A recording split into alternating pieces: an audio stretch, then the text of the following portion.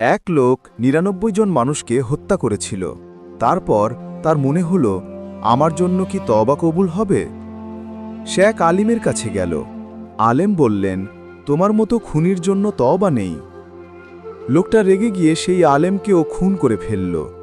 এখন সংখ্যা হল ১০০। তারপর আরেক আলেমের কাছে গেল।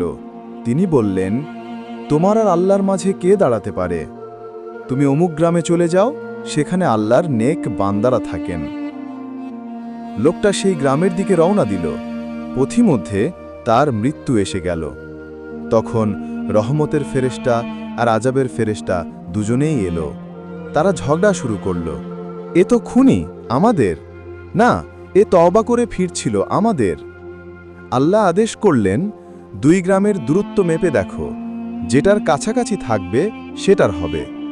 মাপা হলো, সে নেক গ্রাম থেকে মাত্র ১ হাত দূরে ছিল। আল্লাহ তখন জমিনকে আদেশ করলেন, তোর দূরত্ব কমিয়ে দে। জমিন সংকুচিত হয়ে গেল।